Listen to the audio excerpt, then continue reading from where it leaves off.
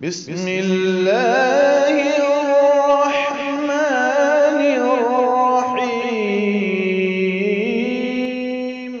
وقرآنا فرقناه لتقرأه على الناس على مكث ونزلناه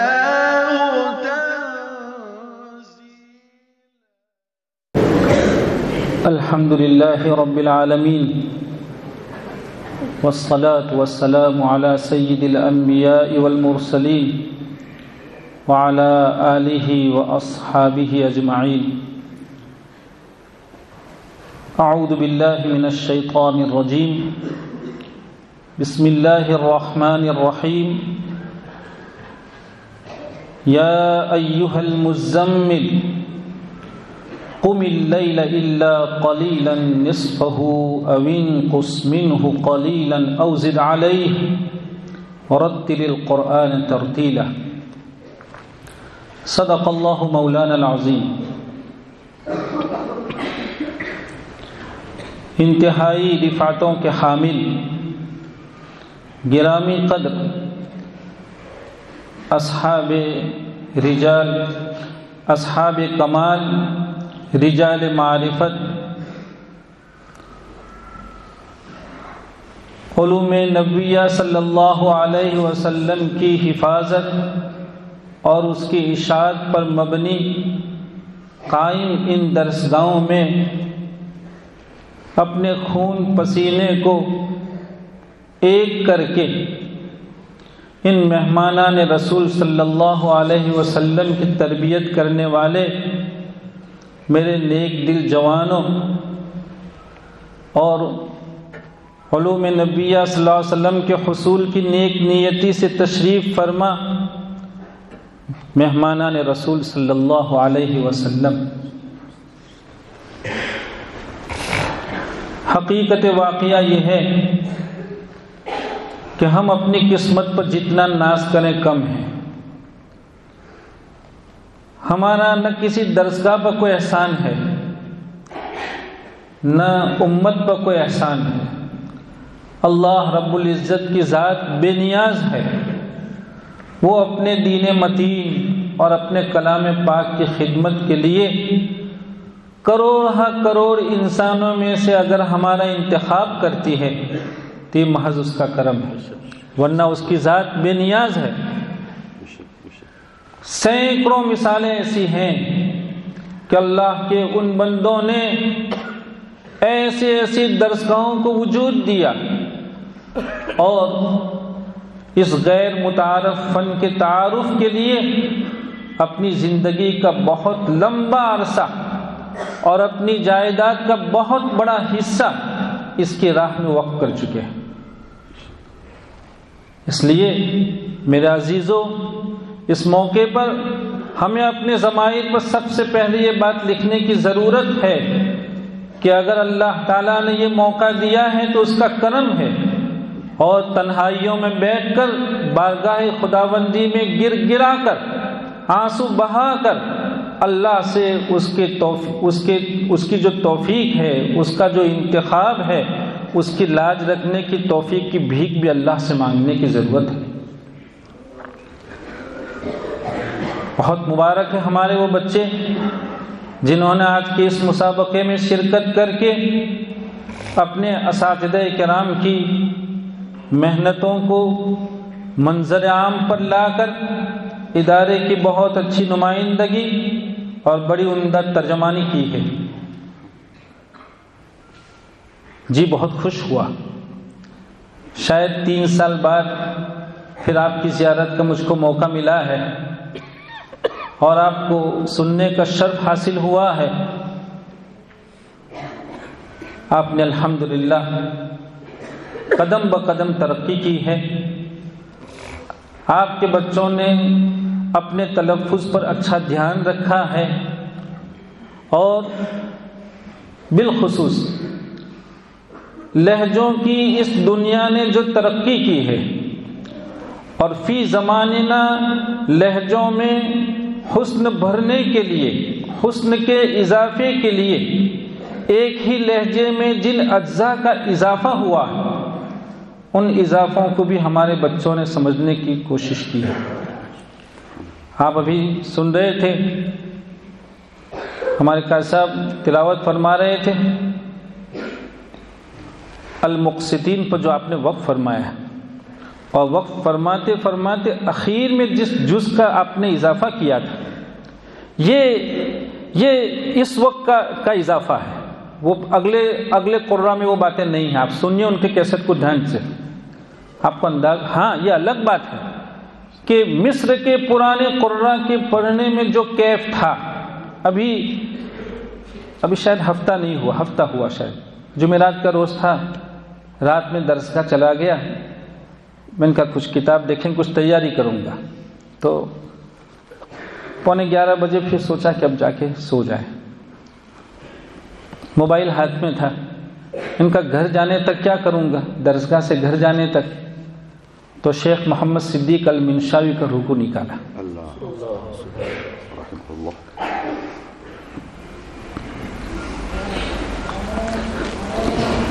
سورہ یوسف علیہ السلام کی ایک آیت آپ تلاوت کر رہے تھے، مجھ سے رہا نہیں گیا۔ بچوں میں آپ حقیقت بتلا رہا ہوں کہ ادارے میں چکر لگاتے لگاتے تقریباً 25 سے زیادہ مرتبہ اس آیت کو ہم نے سنا ہے۔ پھر جب گھر گیا ہوں تو چین نہیں آیا، مجھ کو نیند نہیں آئی، سنتا رہا، پھر اللہ سے مانگتا رہا کہ ذات تیرے خزانے میں کیا کمی ہے، تو قادر مطلق ہے، تو کیسی کیسی نعمتوں سے سب کو نوازتا ہے، ہم بھی تیرے در کے بھکاری ہیں، تجھ سے بہت امیدوار ہیں۔ میرے بھائیوں، اللہ کا احسان سمجھیے، اپنے اساتذہ کرام کی قدر پہچانیے، بہت عمدہ نعمتیں آپ کے حصے میں کی جا رہی ہیں، اور کیسا جی جلا کے ہم دیکھ رہے تھے، آپ بچوں کو، آپ کا اچھا مطالعہ ہم کر رہے تھے، اور ہم پسند نہیں کرتے ہیں کہ ہمارا کوئی بچہ تلاوت کرتا ہو ہم باہر رہیں۔ میں دیکھ رہا تھا کہ بعض بچوں کے پڑھنے میں اتنا اعتماد تھا، بعض بچے وہ تھے جو مائک کو سمجھ رہے تھے اور مائک پر اپنے آپ کو اچھا سیٹ کر کے تلاوت کر رہے تھے۔ یہ سب کیا ہے؟ یہ ان دل جلے اساتذہ کرام کی تربیت ہے بچوں۔ اللہ تعالیٰ ان بافیض درسگاہوں کو وجود دینے والے اور ان درسگاہوں کو لے کر چلنے والے نیک نفوس کو اپنی شان بدلا عطا فرمائے، کہ وہ امت کے کیسے خستہ حال طبقے کو لے کر کس دلسوزی کے ساتھ اس کی تربیت کر رہا ہے۔ ورنہ ایک بچہ اگر اس طرح کی کسی درسگاہ کے حوالے نہ کیا جاتا تو نہ معلوم وہ دیہاتوں میں اور کھیتوں میں کس طرح کہاں چکر کاٹتا۔ امام اعمش رحمۃ اللہ علیہ بہت بڑے امام گزرے ہیں، کوفہ کے بہت بڑے امام، اتنے بڑے امام کہ ان سے متعلق لکھا ہے کہ لوگ یہ کہتے تھے کہ شریعت کی حقانیت کے لیے امام اعمش دلیل ہے بہت بڑی، اتنا بڑا شخص، قرات کا ماہر۔ کوفہ کے سارے لوگوں نے امام اعمش رحمۃ اللہ علیہ کو پورے کوفہ کا امام فی القرات سمجھا تھا، سارے لوگ ان کی طرف رجوع کیا کرتے تھے۔ لیکن وہ کیا فرماتے ہیں کہ اللہ تعالیٰ قرآن کریم کے ذریعے لوگوں کو عزت بخشا کرتے ہیں، اور فرمایا کہ ہم بھی انہی میں سے ہیں کہ جو دو دلوں میں ہمارے لیے جگہ ہیں، جو کچھ عزت دیکھ رہے ہیں وہ قرآن کی برکت ہے۔ اگر قرآن سے ہمارا رشتہ نہ ہوتا تو فرماتے ہیں کہ ہمارا حال تو یہ تھا کہ ہم اپنے سروں پر بڑے بڑے پانی کے مشکیزیں لے کر کوفہ کی گلیوں میں چکر کاٹ کے لوگوں کے گھر مزدوری کے انداز میں پانی بھرتے، لیکن یہ قرآن کی برکت ہے اللہ کا احسان سمجھیے، اس کا شکر ادا کیجیے۔ بہت مبارک ہو، اپنی محنت کے اس سفر کو جاری رکھیں، اپنے اساتذہ کرام کا پورا ساتھ نبھائیں، ان پر اعتماد کریں۔ بہت سی موقع ایسا ہوتا ہے کہ ہمارا ایک طالب علم اپنی سمجھ کو استاذ کی سمجھ پر ترجیح دیتا ہے، اور یہ بہت بڑی اجتہادی غلطی ہوا کرتی ہے۔ ایسا نہیں ہوتا ہے۔ دیکھیے، ہم نے آپ بچوں کے باب میں کچھ مشورے لکھے ہیں، آپ اپنے اساتذہ کرام سے پوچھیے۔ مثلا ہمارا ایک طالب علم پڑھ رہا تھا وَمَن يَتَوَلَّ فَإِنَّ اللَّهَ هُوَ الْغَنِيُّ الْحَمِيدُ، اور وہ طالب علم اس نے اس آیت کو 2 بار پڑھا ہے۔ ایک مرتبہ پہلے زور سے پڑھا ہے، اور پھر شاید ایسا ہی ہوا ہے، اور پھر دوسری مرتبہ وہ آہستہ پڑھ رہے تھے۔ جب انہوں نے آہستہ پڑھا تب تو ٹھیک پڑھا، لیکن جب وہ زور سے پڑھ رہے تھے تو الحمید پر ایک لہجہ وہ خاص چاہ رہے تھے، وہ لہجہ بن گیا تھا۔ اس کے باوجود اس نے 2-2.5 الف لمبا مد کیا، جس کے نتیجے میں وقف کرتے کرتے وہ تھک گئے تھے، اور تھکے ماحول میں پھر مزید تھکانے کے لیے وہ 2.5 الف کو زیادہ کر رہے تھے۔ نقصان یہ ہوا کہ اس کے حسن کو ایک داغ لگ گیا۔ شاید ہمارے حکم حضرات نے یہ داغ نوٹ کیا ہو۔ ایسا نہیں ہوتا ہے بچوں، وقف تو تھکے کے تعاون کے لیے ہوا کرتا ہے۔ وقف کا منشا کیا ہوتا ہے؟ آپ دیکھتے ہیں کہ اگر کسی نے حالت وصل میں کسی متحرک کو ساکن کر دیا تو لحن جلی ہے، لیکن وقف کرنے والا چونکہ تھکا ہارا ہوتا ہے، وقف مقتضی تخفیف ہوتا ہے، تو وہاں متحرک کو ساکن کرنا ضروری ہوتا ہے۔ تو وقف تو تھکے ہوئے لوگوں کا ساتھ دینے کے لیے، اس کا کام بوجھ ہلکا کرنے کے لیے آتا ہے، اور ہمارا حال یہ ہے کہ ہم اپنے آپ کو اور تھکا رہے ہیں وقت کی وجہ سے۔ نہیں، ایسا نہیں۔ مطلوبہ لہجہ حاصل ہو گیا، چھٹی کر دیں، بس ختم۔ ایک بات ہمیں یہ سمجھنی ہے کہ قرآن کریم میں 5 الف سے زیادہ طول نہیں ہے، یاد رکھیں۔ کوئی بھی لہجہ آپ بنانا چاہیں بنائیے، لہجوں کی بہت اچھی دنیا ہے اس وقت، اور پوری دنیا میں سجاوٹ کا ماحول ہے۔ آپ دیکھ رہے ہیں کیسے کیسے گلدستے تیار ہو رہے ہیں، اور کیسے کپڑے تیار ہو رہے ہیں، دنیا ہے سجاوٹ کی۔ اور قرآن کریم کو تو آدمی جتنا سجا کے پڑھتا ہے اس کی تاثیر اتنی بڑھ جاتی ہے۔ یہ محدثین نے بیک قلم یہ باتیں لکھی۔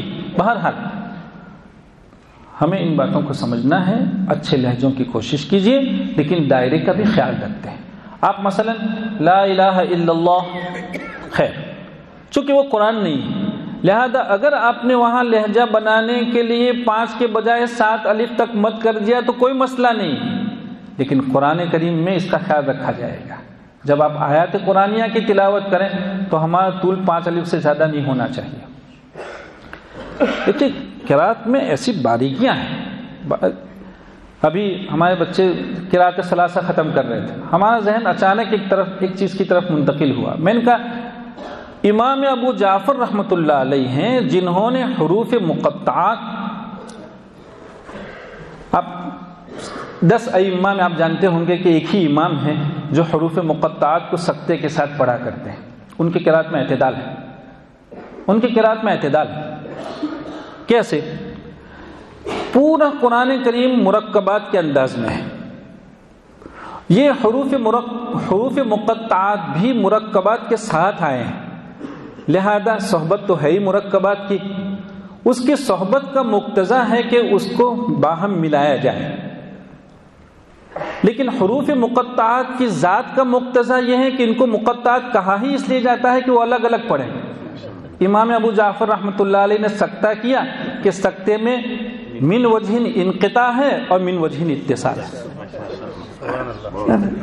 میرا ذہن اچانک، میں نے کہا ہمارے بچے یہ سمجھیں کہ یہ قرات کیا ہے۔ کیا ہمارے عزیز وہ مکالمہ پیش کر رہے تھے، اتنا اچھا مکالمہ، مشکل مضمون تھا لیکن اچھی باتیں پیش کی۔ یہ علمی ذوق کی دلیل ہے۔ بچوں، فن اسی کا نام ہے۔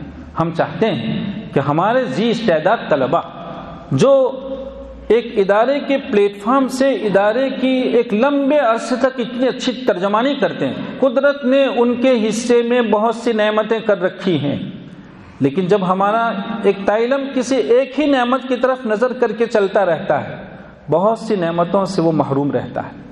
ہم اور آپ یہ چاہتے ہیں کہ آپ صرف کسی اسٹیج سے کسی 2 رکوع کو اچھا پڑھ کے اپنے یا ادارے کے تعارف کا سبب بنے، یہ کافی نہیں ہوتا ہے۔ ادارے علوم اسلامیہ کی حفاظت کے لیے ہیں، یہاں قرات کے سپاہی تیار کرنے ہیں، اور قرات کے سپاہی بننے کے لیے قرات کے سارے نواحی پر ہمیں نظر رکھنی پڑے گی۔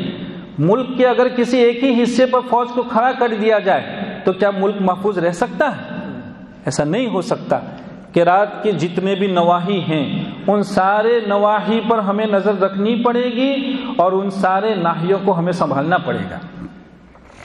بہت اچھا مضمون لے کر چل رہے تھے، رسم کا مضمون تھا، اور ایک ایسا مضمون ہے کہ بالکل وہ اوجھل ہے دنیا سے، علمی دنیا بھی اس سے بالکل نابلد ہے۔ آپ دیکھیں گے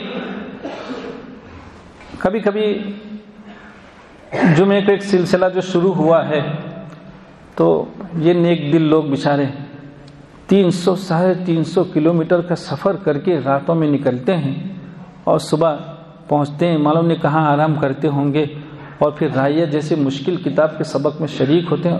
ہم اللہ کو گواہ رکھ کے کہتے ہیں کہ جب ہم ان کو دیکھتے ہیں تو کبھی ہمارا دل بھر آتا ہے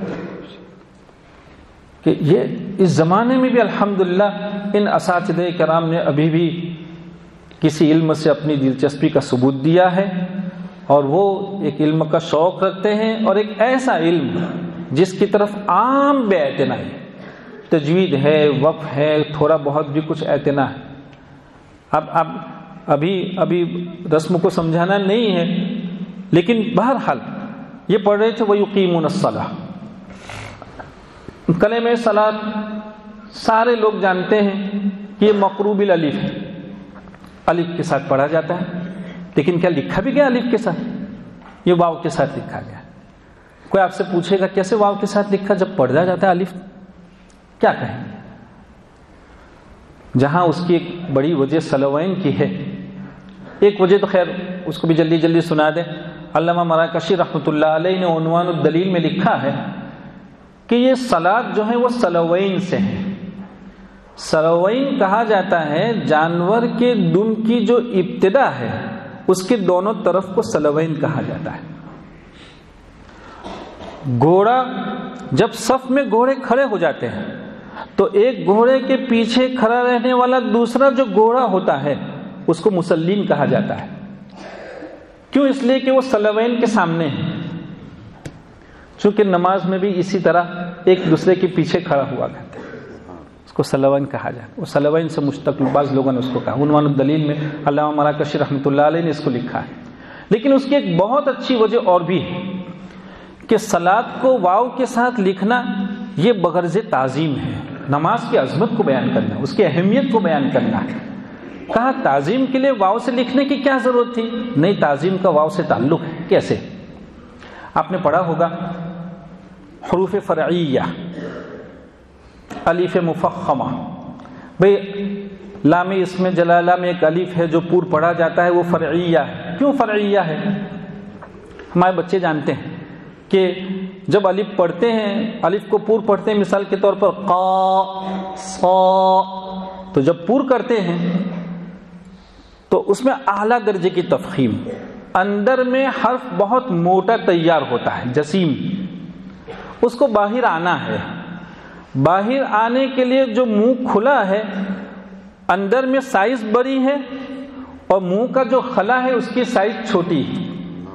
ایسا سمجھ لیجئے کوئی روئی کا گچھا ہو، وہ بڑا ہو، اس کو کسی چھوٹے سوراخ سے گزارنا ہو تو ظاہر بات ہے وہ سکڑ جائے گا، اور سوراخ کی ساری دیواروں کے ساتھ وہ روئی ٹکرا کے نکلے گی۔ یہ الف مفخمہ اپنے اندر میں ایسا موٹا تیار ہوتا ہے، اس کو باہر آنا ہے، منہ اتنا نہیں کھلتا ہے، جس کی وجہ سے آواز کا کچھ حصہ دیواروں کے ساتھ ٹکراتا ہے، دونوں ہونٹوں کے کناروں سے ٹکراتا ہے، اور دونوں ہونٹوں کے کنارہ یہ مخرج ہے واو کا، لہذا اس میں تھوڑی سی آمیزش ہو جاتی ہے واو کی۔ آپ سمجھیے، معلوم ہوا کہ تفخیم برائے تعظیم، اور اس تفخیم میں واو کی آمیزش ہوتی ہے، صلاۃ کی عظمت کو بیان کرنے کے لیے بھی اس تعظیم والے واو کے ساتھ لکھا گیا ہے۔ کیا کیسی ہم جب سن رہے تھے ان بچوں کو تو میں نے کہا یہ بچے ماشاءاللہ رسم پر اچھی گفتگو کر رہے ہیں، ہمارے بچے اس کی اہمیت سمجھیں۔ بہت کم دنیا کو معلوم ہے، لوگ صرف رائیہ جانتے ہیں، رائیہ، لوگوں کو یہ نہیں معلوم ہے کہ رائیہ بہت مختصر مضمون ہے۔ علامہ دانی رحمۃ اللہ علیہ کی مقنے دو ہیں، ایک مقنے کبیر ہے جس کا مضمون رائیہ میں منتقل ہوا ہے، نظم ہوا ہے، اور بعض لوگوں نے لکھا ہے کہ ایک مقنے صغیر ہے جو 40 اوراق پر مشتمل ہے، وہ 40 صفحے تھے اس کے، وہ مقنے صغیر ہے۔ لیکن علامہ دانی رحمۃ اللہ علیہ کی ایک بہت بڑی کتاب علم رسم پر التحبیر نام کی ہے، التحبیر فی الوقف علی رسم الخط القرآن، یہ بہت بڑی کتاب ہے، اس کا لوگوں کو علم ہی نہیں۔ کیوں نہیں ہے؟ اس لیے کہ علم رسم کی طرف ہمارا آپ کا اعتنا نہیں ہے۔ بہرحال میرے عزیزوں، ہمیں یہ بات سمجھنے کی ضرورت ہے، اور ہم آپ کو اپنے دل کا جو داعیہ ہے اور ہمارے ضمیر کی جو اپیل ہے وہ آپ کو پہنچانے آئے ہیں کہ ماشاءاللہ آپ میں بہت اچھی صلاحیتیں ہیں۔ پالون پور کا علاقہ ویسے بھی محنتی علاقہ کہلاتا ہے، الحمدللہ یہاں لوگوں میں محنت کا مزاج ہے، زندگی سادہ ہے۔ ہمارے جو بچے تلاوت کر رہے تھے ان بچوں سے ایک بات تو یہ کہیں گے کہ وہ اپنی قرأتوں کو اور نکھارنے کی کوشش کریں، بہت اچھا پڑھ رہے ہیں آپ ماشاءاللہ۔ بعض بچوں کے بارے میں ہم نے لکھا ہے کہ وہ تھوڑی سی ورزش کا اگر کر لیں تو ان کی آواز میں اور تھوڑی سی متانت پیدا ہو جائے گی۔ جسم جتنا مضبوط ہوتا ہے آواز اتنی مضبوط ہوتی ہے، اس لیے کہ آواز بھی جسم کا ایک حصہ ہی ہے، وہ حنجرے سے بنتی ہے وہ۔ اور اس کے ساتھ ساتھ آپ بچوں سے اس کی گزارش ہے کہ فن کی باریکیوں کو برابر سمجھیں۔ کتابوں ہمارے مدارس کا عام المیہ ہے، اس وقت کا سب سے بڑا المیہ یہ ہے کہ مدارس کا طبقہ کتابوں سے اچھا خاصا ہٹ گیا ہے۔ ہم ضرورت کا مطالعہ کرتے ہیں، ضرورت کے سبق کی تیاری کرتے ہیں، ذرا زبردستی تھوڑا بہت ہو گیا اس کو کافی خیال کر لیتے ہیں۔ آپ 25 سال 30 سال پہلے کے طلباء سے ملاقات کیجئے تو آپ کو انداز ہوگا کہ وہ 25-30 سال پہلے کے طلباء اپنے اسباق کی تیاری کس طرح کیا کرتے تھے۔ بچوں ایسا نہیں، انہوں نے محنتیں کی تو اللہ تعالیٰ نے بہت اچھا وافر علم ان کے حصے میں مقدر فرمایا۔ ہم آپ کے باب میں بھی یہی تمنا رکھتے ہیں کہ آپ بھی اسی خطے کو اپنائیے، راتوں کو بیدار رہنے کا مزاج بنائیے، دوستوں کی محفل کو ہمیشہ کے لیے بھول جائیے، تفریح کو بھول جائیے۔ کہیں ایسا نہ ہو کہ اللہ رب العزت یہاں مجھ سے آپ سے سوال کر لیا جائے کہ جسم بہت اچھا دیا تھا، حافظہ عمدہ دیا تھا، فہم شاندار دی تھی، دل جلے اساتذہ دیے تھے، کتب خانہ دیا تھا، کھانے پینے کا کوئی فکر نہیں تھا، سارے اسباب راحت آپ کے لیے مہیا کر رکھے تھے، کیا کیا؟ تو کیا کہیں گے؟ اللہ کے یہاں جواب مشکل ہو جائے گا۔ اس لیے بچوں، اللہ تعالیٰ نے بہت بڑی ذمہ داری کے لیے میرا آپ کا انتخاب فرمایا۔ امام ابو جعفر رحمۃ اللہ علیہ کے باب میں جب مجھے یہ خیال آیا تو میں نے کہا انہی کی قرات اور امام ابو جعفر کا احسان ہے کہ انہوں نے ایک ایسے مسئلے کو حل فرمایا ہے جو مسئلہ کئی لوگوں کو پریشان کر رہا تھا۔ ایک نحوی تھے، ملا علی قاری رحمۃ اللہ علیہ نے شرح شاطبیہ میں اس کو لکھا ہے کہ ایک نحوی ایک امام کے پیچھے کھڑے ہو گئے، نماز ادا کر رہے تھے۔ امام نے پڑھا وما ادراک ما ہی نار حامیہ، ماہیہ کی ہائے سکتہ کو حالت وصل میں بھی باقی رکھا، اور وہ ہمارے یہاں تو باقی رہتی ہے، ہمارے یہاں وما ادراک ماہیہ کی ہا وقفاً بھی باقی رہتی ہے، وصلاً بھی باقی رہتی ہے، لیکن سب کو یہ معلوم ہے کہ یہ ہا تو زائد ہے، یہ تو ہوا ہیا ہے، یہ ہیا بغیر ہا کے ہیں، وہ وہ تو وقف کی ضرورت کے تحت اس ہا کو ہیا کے ساتھ لگا دیا گیا ہے، لیکن وہ ضرورت وقف میں، لہذا اس کی ضرورت وقف ہی کو ہے، وصل کو تو ہے ہی نہیں۔ وہ نحوی یہ کہہ رہا تھا کہ جب یہ ہا صرف وقف سے تعلق رکھتی ہے تو اس امام نے اس کو حالت وصل میں کیسے پڑھ دیا؟ یہ تو وما ہیا ہے، اس کو معلوم ہی نہیں ہے کہ کلمہ اپنی اصل میں کیا ہے، چنانچہ وہ نماز توڑ کے بھاگ گیا، وہ نحوی نماز توڑ کے بھاگ گئے۔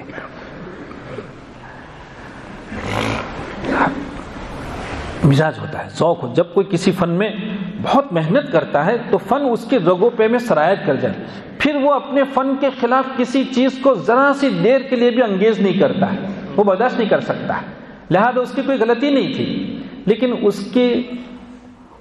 اس نحوی سے ایک اور ناحیہ تھا جو بہت قیمتی تھا، جو اس کا حل کہلاتا تھا، وہ ناحیہ اس نحوی سے اوجھل تھا، اور وہ یہ تھا کہ جہاں یہ بات ہے کہ بے ہائے سکتا کی ضرورت وقف کو ہے، وہاں ایک اصول یہ ہے کہ وقف بنیت وصل بنیت وقف، دونوں، وصل بنیت وقف اور وقف بنیت وصل، یہ جو ہائے سکتا ہے وہ حالت وصل میں بھی باقی رکھی گئی ہے، قاری کرتا وصل ہے لیکن نیت رکھتا ہے کس کی؟ وقف کی، یہ ہے وصل بنیت وقف۔ یہ ناحیہ ان کے سامنے نہیں تھا، جس کی وجہ سے وہ سمجھے کہ اس کا باقی رکھنا جائز ہی نہیں تھا، لیکن قرآن کریم میں امام ابو جعفر ایک تنہا امام ہیں کہ ان کے یہاں کلمات قرآنیہ میں رد ان یصدقونی یہ کلمہ ہے، وہ اس کو پڑھتے ہیں، ایک تو پڑھتے ہیں نقل کے ساتھ، رد ان کے حمزہ کی تنوین دال کو دے کر ردن، لیکن وہ ردن نہیں پڑھتے، وہ تو پڑھتے ہیں جیسے ابدن سے آپ وقف کرتے ہیں ابدا، ایسے وہ وصل بھی کر رہے ہیں اور پڑھتے ہیں ردا یصدقونی، ردا یصدقونی پڑھ رہے ہیں۔ یہ ردا یصدقونی کیسے ہو گیا؟ ظاہر بات ہے کہ ردن کی تنوین منصوبی کا الف سے بدل جانا یہ تو صرف حالت وقف میں ہوا کرتا ہے، امام ابو جعفر اس کو وصل میں بھی الف سے بدلا کرتے ہیں۔ معلوم ہوا کہ وصل بنیت وقف کا استدلال وہ منزل من اللہ قراءت سے ردا یصدقونی سے ہو رہا ہے۔ امام ابو جعفر رحمۃ اللہ علیہ نے اس مسئلے، ورنہ آپ کے لیے اذان میں اللہ اکبر اللہ اکبر کیسے اللہ اکبر اللہ اکبر؟ ظاہر بات ہے کہ یہ اللہ مبتدا ہے، اکبر اس کی خبر ہے، وہ مرفوع ہے، اسے بھی مرفوع ہونا چاہیے، آپ کو تو کہنا چاہیے اللہ اکبر اللہ اکبر، اور یہ صحیح ہے، ایسا بھی کہہ سکتے ہیں، لیکن الاذان والاقامۃ جزم کا جزم، تو جزم کیسے ہو گیا بھئی؟ کس بنیاد پر اللہ اکبر میں اکبر کی راء کو ہم جو جزم پڑھ رہے ہیں، ساکن پڑھ رہے ہیں، کیسے پڑھ رہے ہیں، کس بنیاد پر پڑھ رہے ہیں؟ وہاں آپ کو کہنا پڑے گا یہ وصل بنیت وقف، یہ وصل بنیت وقف ہے۔ امام ابو جعفر رحمۃ اللہ علیہ کی قرات، یہ تو دیکھیے ایک الگ مسئلہ ہے کہ اتنے بڑے امام اور ان کی قرات میں ایسی چیزیں، لیکن اس کے باوجود ابن مجاہد رحمۃ اللہ علیہ نے ائمہ سبع میں ان کو شامل نہیں کیا، 7 ائمہ میں شامل نہیں کیا۔ امام نافع کو ان کی، حالانکہ وہ تو شاگرد ہیں امام نافع، اور ابو جعفر تو ان کے شیخ ہیں، ہونا تو یہ چاہتا کہ شیخ کی قرات سبع میں ہوتی، لیکن امام ابن مجاہد رحمۃ اللہ علیہ سے متعلق امام ابو العباس مہدوی رحمۃ اللہ علیہ نے اس کو لکھا ہے۔ وہ فرماتے ہیں کہ چونکہ امام ابو جعفر رحمۃ اللہ علیہ نے صرف 3 شیخ سے قراتیں حاصل کی تھی، 3 مشائخ سے، اور امام نافع رحمۃ اللہ علیہ نے 70 شیوخ سے علم قرات حاصل کیا تھا۔ 70 تو سمجھ رہے ہیں، 17 نہیں 70، ہاں۔ وہ ابھی ایک جگہ گیا تھا تو وہ ایک مول صاحب اعلان کر رہے تھے 70 طلبہ ہے، میں کہا اچھا بھائی، وہ 70 اور 17 کے درمیان کا فرق نہیں کر رہے تھے۔ لڑکوں ہمارے مدارس میں اگر ایسی باتیں ہوتی، دیکھیے ایک تو عوام ہے، وہ جو بیچارے جنہوں نے اپنی زندگی کا اتنا سارا وقت علوم اور علوم کی باریکیوں کے لیے صرف نہیں کیا ہے، وہاں تو ان ساری چیزوں کا جواز ہے، اس کے لیے ہمارے پاس توجیہ ہے، تعویل ہے، لیکن جو طبقہ صرف اور صرف ان باریکیوں میں اور علوم کو سنوارنے میں، سراہنے میں، اس میں لگا ہوا ہے، اس طبقے سے اگر اس طرح کی غلطی ہوتی ہو تو وہ قابل برداشت ہے۔ ہاں اللہ ہے کہ پھر ذوق کی باڈی بڑھ جائے، احساس موٹا ہو جائے، ذوق موٹا ہو جائے تو بھائی تب تو ٹھیک ہے۔ بہرحال 70 مشائخ سے پڑھا۔ ابن مجاہد رحمۃ اللہ علیہ فرما رہے ہیں کہ اس وجہ سے ابو جعفر کی جگہ ہمیں امام نافع رحمۃ اللہ علیہ کو، لیکن امام نافع رحمۃ اللہ علیہ، اللہ کا شکر ادا کریں ہمارے بچے جنہوں نے بھی سبا کی تکمیل کی ہے، کہ 70 مشائخ سے کتنے اختلافات انہوں نے پڑھے ہوں گے۔ ایسا نہیں تھا کہ ایک ہی قرات انہوں نے 70 مشائخ سے پڑھی، نہیں، 70 مشائخ سے کئی طرح کے اختلافات پڑھے، اور پھر اپنی زور استعداد سے، اپنے ذوق سلیم سے مختلف وجوہات ترجیح کو قائم کر کے ان میں سے منتخب اختلافات کو لے کر ایک قرات کا سیٹ تیار کیا۔ وہ قرات کا سیٹ تیار ہوا، امام قالون آئے تو ان کو پڑھا دیا۔ آپ کہیں گے کہ ورش بھی تو پڑھے ہیں، ہاں ایسا نہیں۔ امام ورش رحمۃ اللہ علیہ بڑی عمر میں آئے تھے، وہ مصر سے آئے تھے، انہوں نے مصر میں بعض اداؤں کو، بعض اختلافات کو، بعض تلفظ کو جو مصر میں سنا تھا وہ کہیں نہیں پا رہے تھے۔ ان کو پتہ چلا کہ یہ وجوہ اور یہ طریق ادا امام نافع کے یہاں ہے، تو وہ خاص اسی کی طلب میں امام نافع کی خدمت میں حاضر ہوئے اور امام نافع سے جا کے درخواست کیا کہ فلاں وجوہات ہم نے سنا ہے صرف آپ کے یہاں ہیں، ہم وہ وجوہ آپ سے حاصل کرنے کے لیے آئے ہیں۔ امام نافع کی ظرف کی وسعت تھی کہ وہ اپنے کسی بھی شاگرد کو اپنے پاس موجود بہت ساری قراتوں میں سے کسی قرات کا مکلف نہیں کرتے تھے، وہ کہتے تھے طالب جو بھی قرات پڑھنا چاہے گا ہم اس کو پڑھائیں گے۔ امام قالون نے تو ان کی منتخب قرات کو پڑھا، اور امام ورش رحمۃ اللہ علیہ نے اپنے منشے کی قرات امام نافع کے پاس تھی اس کو حاصل کیا۔ یہی وجہ ہے کہ قالون اور ورش رحمۃ اللہ علیہ کی قرات کے درمیان 3000 مواقع میں اختلاف ہے، ایک ہی شخص سے پڑھنے والے ہیں، لیکن قالون اور ورش کی قرات میں 3000 مواقع اختلاف ہے۔ اچھا یہ ہوئی۔ امام ابو العباس مہدوی رحمۃ اللہ علیہ نے بہت اچھی گفتگو کرتے ہوئے لکھا کہ یہ من جانب اللہ کسی کی قبولیت ہوتی ہے، یہ موضوع بھی نہیں چھیڑتا ہوں، امام حفص رحمۃ اللہ علیہ کی قبولیت کیسے ہوئی، حالانکہ لکھا ہے کہ امام حفص رحمۃ اللہ علیہ سے بھی زیادہ متقن ابان ابن یزید تھے۔ ابان ابن یزید امام عاصم رحمۃ اللہ علیہ کے ممتاز شاگردوں میں تھے۔ وہ مفضل ایک بہت بڑے شاگرد ہیں، علامہ دانی رحمۃ اللہ علیہ نے جامع البیان میں ان کا بھی تذکرہ کیا۔ علامہ دانی رحمۃ اللہ علیہ نے جامع البیان میں امام عاصم کے 3 شاگردوں کا تذکرہ فرمایا، ایک امام شعبہ، ایک امام حفص اور ایک مفضل۔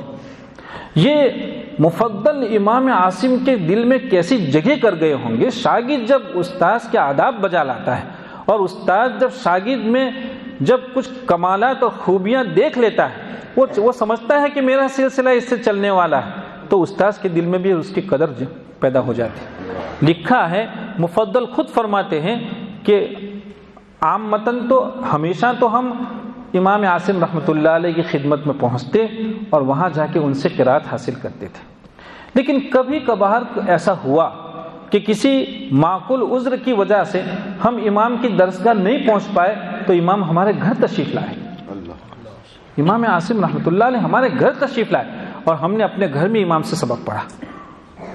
یہ ابان ابن یزید امام عاصم رحمۃ اللہ علیہ کے ممتاز شاگردوں میں، مفضل بہت ممتاز شاگردوں میں، لیکن پھر بھی اللہ تعالیٰ جب کسی کے حصے میں تلقی لکھتے ہیں، قبولیت لکھتے ہیں، تو پھر اس کے لیے کوئی معنی نہیں رہ جاتا ہے۔ امام حفص رحمۃ اللہ علیہ دیکھیں، خود لکھا ہے کہ امام نافع رحمۃ اللہ علیہ کے جو دو ممتاز شاگرد کہے گئے ہیں، قالون اور ورش، قالون سے بھی زیادہ ممتاز اسماعیل ابن جعفر تھے۔ ابو العباس نے اس کا تذکرہ لکھا ہے کہ وہ ممتاز تھے، لیکن چونکہ قالون رحمۃ اللہ علیہ کی شہرت تھی، اور کیسے نہ ہوتی، یہ امام قالون اپنے استاذ کے لیے پاگل سے ہو گئے تھے، ان کے قدموں میں اپنے آپ کو ایسا ڈال دیا تھا، وہ ساری دنیا کو بھول گئے تھے۔ چنانچہ قالون کے باب میں لکھا کہ ان سے پوچھا گیا کہ آپ نے امام سے کتنی مرتبہ قرآن کریم کو ختم کیا، تو فرمایا تھا کہ اس کا صحیح تعداد تو مجھے یاد نہیں ہے، مجھے اتنا یاد ہے کہ جب میں قرات کے حصول سے فارغ ہو گیا تو فراغت کے بعد بھی 20 سال تک امام کی خدمت میں پڑا رہا، امام نافع رحمۃ اللہ علیہ، اور مسجد نبی صلی اللہ علیہ وسلم میں پڑا رہا۔ بالآخر امام نے کہا کہ قالون کب تک پڑے رہو گے، جاؤ مسجد نبی صلی اللہ علیہ وسلم کے فلاں ستون کے ساتھ بیٹھ جاؤ، کوئی اللہ کا بندہ قرات کا طالب بن کے آئے تو ہم آپ کے یہاں بھیج دیا کریں گے۔ تو جب کوئی شاگرد اپنے استاذ کے ایسے آداب بجا لاتا ہے، پھر اللہ کی طرف سے فیصلے ہوتے ہیں اس کی قبولیت کے، پھر اللہ تعالیٰ لوگوں کے قلوب میں اس کے لیے جگہ ڈالا کرتے ہیں۔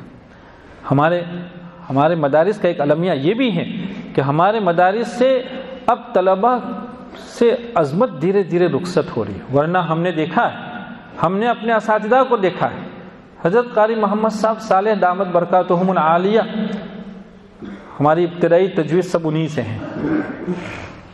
ہم نے ان کو دیکھا کہ حضرت قاری محمد رمضان صاحب رحمۃ اللہ علیہ جب تشریف لاتے تھے تو ہم تو ذرا سے تھے، حضرت قاری محمد صالح صاحب ذرا تھوڑا پھیلے ہوئے، تو ان کا تو ایک رعب تھا، لیکن ہم نے دیکھا جب قاری محمد رمضان صاحب تشریف لاتے تھے تو وہ بالکل بچے کی طرح ایسا بیٹھ جاتے تھے۔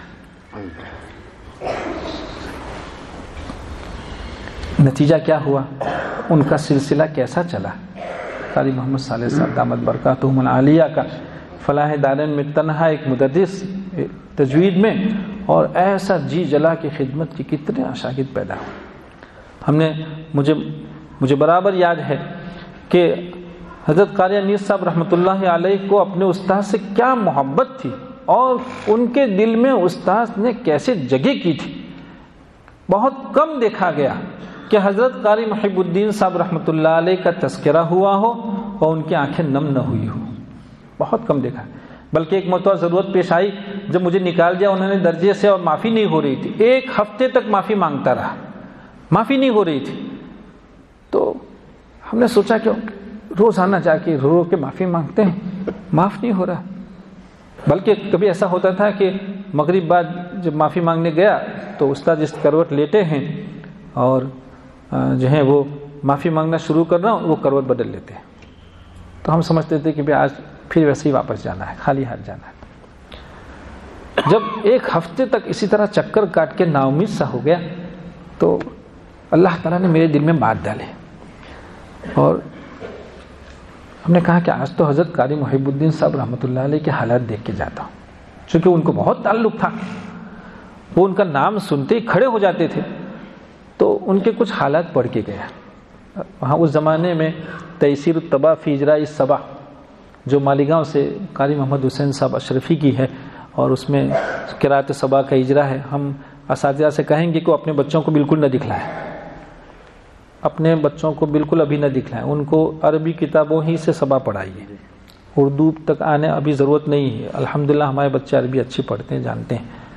تو اس کتاب کی ابتدا میں حضرت قاری محب الدین صاحب رحمۃ اللہ علیہ کے حالات تھے، تو میں نے پڑھا، پھر بڑی امید کے ساتھ مغرب بعد پھر ان کے یہاں پہنچا، تنہائی ہوتی، اور غلطی صرف اتنی تھی کہ ایک روز درجے میں غیر حاضر رہا تھا، عشاء بعد کے سبق میں شریک نہیں ہوا تھا، بس اتنی غلطی تھی ہماری، لیکن فرما دیا تھا کہ سبق نہیں، اب نہیں پڑھو گے تم، ہفتے تک معافی مانگتا۔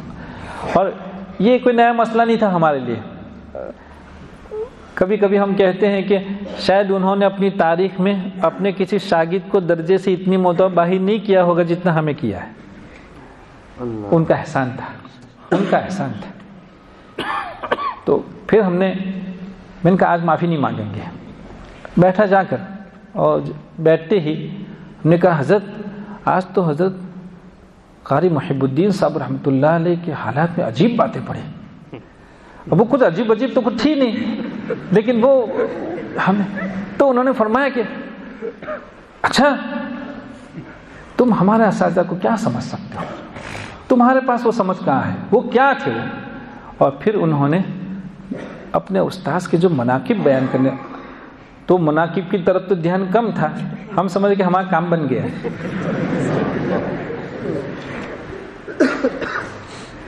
بچوں اساتذہ کی عظمت بجا لاؤ، یاد رکھو یہ اساتذہ ایسے دل جلے اساتذہ اب دنیا میں نہیں ملیں گے. دنیا اب مادیت کی طرف جا رہی ہے، اب غرض براوری کے سوا کچھ نہیں ہے، اب کوئی فرصت میں بیٹھا نہیں ہے، ہر ایک مختلف قسم کا شوق رکھتا ہے، مختلف ذمہ داریاں رکھتا ہے. ایسے وقت میں اگر اللہ کے کچھ بندے اپنے سارے اوقات کو آپ کے حوالے کرتے ہوں، اپنے بچوں کا وقت بھی آپ کو دے رہے ہوں، اپنے پیٹ سے لقمہ نکال کے آپ کو کھلا رہے ہوں، تو ان کی قدر پہچانیں. اللہ تعالیٰ مجھے اور آپ کو ان درسگاہوں کی، اپنے اساتذہ کرام کی صحیح قدردانی کی توفیق عطا فرمائے. میں آج کے اس مسابقے میں شریک ہمارے تمام بچوں کو دل کی تمام تر گہرائیوں سے مبارکباد پیش کرتا ہوں. بہت مبارک ہو بچوں، خوب آگے بڑھو، خوب آگے بڑھو. ہم نے ایک جگہ کہا تھا کہ آپ مشق کرتے کرتے اپنی قرات کو جتنا سنوار لیں گے، جتنے عمدہ قاری ہو جائیں گے، لیکن حسن کی منزلیں تمام نہیں ہوگی، انسان کی منزلیں تمام ہو جایا کریں.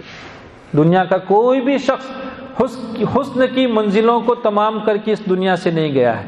وہ ہمیشہ اسی احساس کے ساتھ گیا ہے کہ ابھی قرات کے حسن کی کئی منازل باقی تھی، لیکن عمر نے ساتھ نہیں نبھایا، عمر تمام ہو گئی.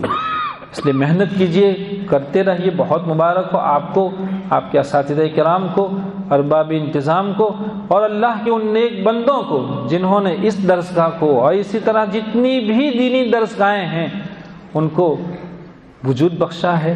اللہ تعالیٰ نے ان کے ذریعے ان درسگاہوں کو وجود بخشا ہے، اور جو ان درسگاہوں کو سنبھالے ہوئے ہیں اور ایک ایسے وقت میں آپ کو اور درسگاہوں کو سنبھالے ہوئے ہیں جب کچھ پھوٹی قسمت کے دشمنان اسلام ان درسگاہوں کو اجارنے پر تلے ہوئے ہیں. اللہ تعالیٰ ہماری مدد فرمائے. وآخر دعوانا الحمدللہ.